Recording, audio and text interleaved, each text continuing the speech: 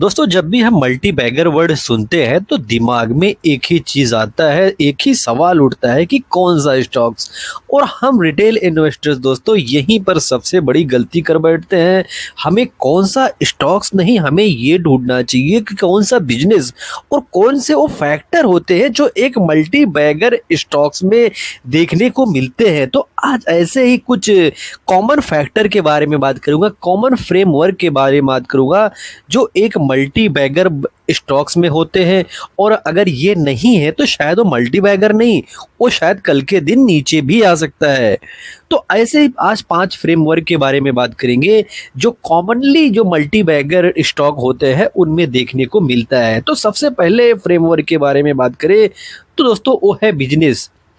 और किसी भी कंपनी का अगर आप बिजनेस देखेंगे, अगर वो स्ट्रांग नहीं है तो शायद वो लॉन्ग टर्म में मल्टी बैगर ना बने। और वहीं पर मार्केट कैप का भी काफ़ी बड़ा स्थान होता है। अगर कोई कंपनी अच्छी है, उसका बिजनेस भी सॉलिड है, दमदार है, लेकिन उसका मार्केट कैप ऑलरेडी काफ़ी बड़ा बन चुका है, तो शायद वहाँ पर आपको निराशा देखने को मिल सकती है। बिकॉज जो उसका बिजनेस था वो बिजनेस मैच्योर कर चुका है।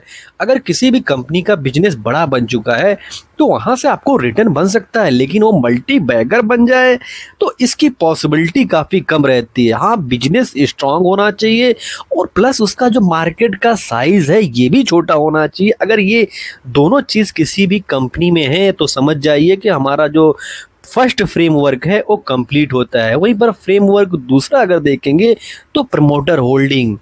तो दोस्तों प्रमोटर का जो होल्डिंग है उस पर भी नज़र रखना काफ़ी ज़रूरी बन जाता है, उस पर भी ध्यान देना काफ़ी ज़रूरी बन जाता है। बिकॉज अगर एक कंपनी है, अगर उसमें प्रमोटर को खुद ही भरोसा नहीं है और प्रमोटर अपना जो होल्डिंग है वो भी मतलब खुद ही काफ़ी कम लेकर बैठे हैं, तो हमें उस पर विश्वास कैसे होगा। तो हमें ऐसे में उन कंपनियों से दूरी बनाकर रखनी चाहिए जिनमें प्रमोटर का भरोसा अपनी कंपनी में ना हो। यानी कि मोस्टली अगर जो शेयर है वो पब्लिक के पास है तो वहाँ से हमें दूर रहना चाहिए। बिकॉज दोस्तों काफ़ी इंटरेस्टिंग बन जाता है, प्रमोटर अपने कंपनी पर अगर भरोसा नहीं करेंगे तो हमें भी उन कंपनी पर भरोसा नहीं जताना चाहिए। वहीं पर फ्रेमवर्क नंबर 3 देखेंगे, इस एक्सक्यूज एंड एग्जीक्यूशन।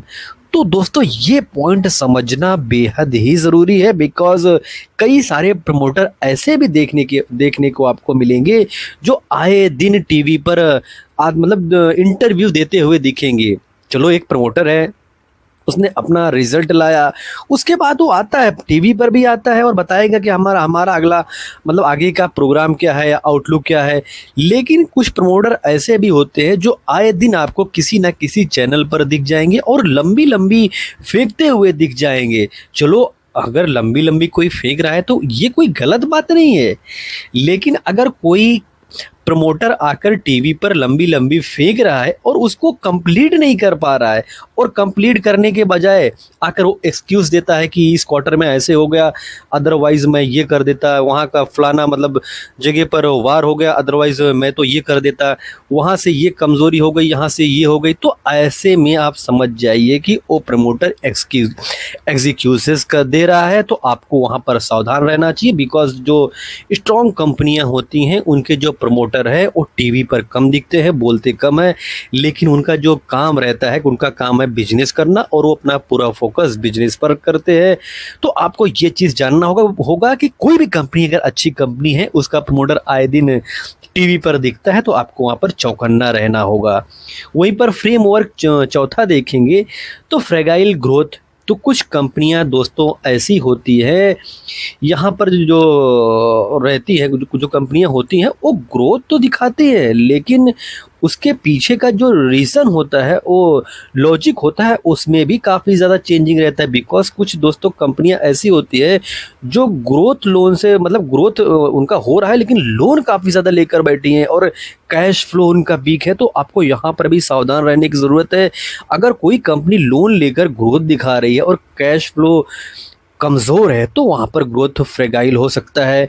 तो यहाँ पर भी आपको चौकन्ना रहना होगा। बिकॉज अगर आप घर बनाना चाहोगे, बिल्डिंग बनाना चाहोगे, अगर उसका नींव ही कमज़ोर है तो क्या वो लॉन्ग टर्म में बड़ा मतलब उस पर बड़ी बिल्डिंग खड़ी की जा सकती है, या आप खड़ी करेंगे बिल्डिंग, कल के दिन वो बिल्डिंग ढह भी सकती है। तो वैसे ही दोस्तों एक फ्रेगाइल जो ग्रोथ होता है ये काफ़ी हानिकारक होता है। एक मजबूत कंपनी हुआ है तो उसको ये देखना, आपको ये देखना चाहिए कि उसके पास कैश फ्लो कितना है, कंपनी का बैलेंस शीट कैसे है। अगर उसका नींव मजबूत है, अगर और भी जो पैरामीटर है वो आपको देखने को इस कंपनी में मिल रहे हैं, तभी वो बिल्डिंग खड़ा कर सकती है। अगर वो बिल्डिंग खड़ा करने का प्रयास भी ऐसी कंपनियां करती है तो कहीं ना कहीं वो धराशायी होने का पूरा खतरा उन पर मंडराता है। तो आपको ये चीज़ जानना होगा, ये चीज़ आपको समझना होगा। बिकॉज ग्रोथ दिखाना, एक दो क्वार्टर में अगर ग्रोथ अच्छा आ भी जाए, चलो एक साल ग्रोथ आ गया, 2 सालों कंपनी भागती हुई दिख गई, लेकिन लॉन्ग टर्म में दोस्तों निराशा ही हाथ देखने को मिल सकती है। तो जो फ्रेगाइल ग्रोथ होता है ये काफ़ी हानिकारक हो सकता है। और दोस्तों पांचवा जो फ्रेमवर्क है जो काफ़ी इंटरेस्टिंग है, उससे पहले दोस्तों अगर आपने चैनल को सब्सक्राइब ना किया हो, अगर आपको वीडियो इन्फॉर्मेटिव लग रहा है तो चैनल को सब्सक्राइब भी कर लीजिए, और भी ऐसे कई सारे कंटेंट आपको देखने को फ्यूचर में भी मिलते रहेंगे।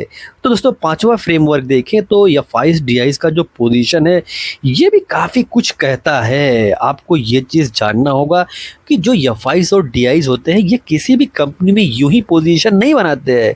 इनके पीछे इनका पूरा रिसर्च टीम रहता है, इसके पीछे इनका पूरा लॉजिक रहता है, इसके पीछे इनका काफ़ी ज़्यादा मतलब रिसर्च रहता है। अदरवाइज वो किसी भी कंपनी में पोजीशन नहीं बनाते हैं, बिकॉज वो किसी भी कंपनी में यूं ही पैसा नहीं डालते, छोटा मोटा रकम नहीं डालते, वो बड़ा पैसा लगाते हैं। तो उनका जो रिसर्च होता है वो भी काफ़ी बड़ा ही होता है। तो हमको भी ऐसी कंपनियों पर रिसर्च करना चाहिए, स्टडी करना चाहिए जिनमें एफआईज और डीआईज पोजीशन बना रहे हो। लेकिन दोस्तों ये कोई गारंटी नहीं होती है कि एफआईज और डीआईज पोजीशन बना रहे हैं तो वो कंपनियां लॉन्ग टर्म में बड़ी बन सकती है, मल्टी बैगर बन सकती है। तो हमें और भी जो नीचे के फ्रेमवर्क है उनको भी देखना चाहिए। वो सारे फ्रेमवर्क कंप्लीट होते हैं तो हमें ये भी चीज़ देखना चाहिए कि एफआईज डीआईज की होल्डिंग क्या है। तो अगर ये सारे किसी भी कंपनी में फ्रेमवर्क कंप्लीट होते हैं तो वहाँ पर आपको ये चीज़ जानना होगा कि कुछ तो बात हो सकती है कि ये कंपनी अच्छा कर रही है या ये कंपनी फ्यूचर में अच्छा कर सकती है। अगर ये सारे पैरामीटर कंप्लीट होते हैं तो हमें ये चीज़ जानना होगा कि कुछ अच्छा हो सकता है। लेकिन दोस्तों हमें कभी भी ये चीज़ नहीं सोचना होगा कि रिस्क नहीं है। तो रिस्क, ये चीज़ जानो कि रिस्क हमेशा मार्केट में बना है, चाहे वो छोटी कंपनी हो, चाहे वो बड़ी कंपनी हो, चाहे वो ब्लू चिप की कंपनी हो, रिस्क हर जगह पर रहेगा। लेकिन हमारा जो रिसर्च है, अगर रिसर्च कंप्लीट होता है, हम अडिग बनकर एकदम पत्थर की तरह हम अपना कलेजा करके रखते हैं, उसको होल्ड करके रखते हैं। अगर छोटी कंपनी है जो होल्ड कर सकता है, कर होल्ड करने की क्षमता रखता है, लॉन्ग टर्म में दोस्तों उसके कोई विनर बनने से नहीं रोक सकता है, बिकॉज मार्केट का यही रूल है। लेकिन दोस्तों मल्टी बैगर बनने से पहले हर एक निवेशक को एग्ज़ाम देना होगा, और वो एग्ज़ाम ये है कि उसका जो शेयर का प्राइस रहेगा वो ऊपर भी जाएगा और करेक्शन भी आएगा। मार्केट में गिरावट होगी तो ग्रोथ वाली जो कंपनियां रहती हैं वहाँ पर बहुत ज़्यादा गिरावट होगी, तो आपको मन में कई सारे डाउट भी पैदा होंगे। आप खुद से सोचोगे शायद हमने कोई गलती तो नहीं कर दिया ये इस कंपनी को अपने पोर्टफोलियो में ऐड करके। लेकिन अगर आपका रिसर्च कंप्लीट है, अगर आपने पूरी तरीके से उस पर स्टडी किया है, तो आप नहीं डरोगे, आप खुश हो जाओगे कि अच्छा हुआ इस कंपनी में गिरावट हुई, मैं और भी ऐड करता हूँ। अगर जिस दिन आप गिरावट को देखकर दुखी नहीं होते हो, और अगर आप गिरावट को देखकर खुश होते हो, तो उस दिन आप समझिए कि शायद आप मैच्योर खिलाड़ी मार्केट के बन चुके हो। तो दोस्तों आपको ये चीज़ जानना होगा कि मार्केट में कंपनियां आई हैं तो वो जो कंपनियां हैं ग्रो भी करेंगी, यानी भागेंगी भी, और गिरावट भी होगी। और दोस्तों वीडियो डिस्क्लोज करेंगे उससे पहले एक इम्पोर्टेंट डिस्क्लेमर देना चाहेंगे, ये video just for study and information purpose के लिए, मेरी तरफ से कोई बाय सेल होल्ड का कॉल नहीं है। अगर आपको वीडियो इन्फॉर्मेटिव लग रहा हो तो दोस्तों अगर आप चाहो तो आप वीडियो को लाइक कर सकते हो, कमेंट कर सकते हो, दोस्तों के साथ शेयर कर सकते हो, और अभी तक सब्सक्राइब नहीं किया है तो सब्सक्राइब भी कर सकते हो। दोस्तों मिलते हैं किसी नए वीडियो में एक और यूं ही ऐसे ही इंटरेस्टिंग टॉपिक के साथ। तब तक के लिए दोस्तों हैप्पी इन्वेस्टिंग।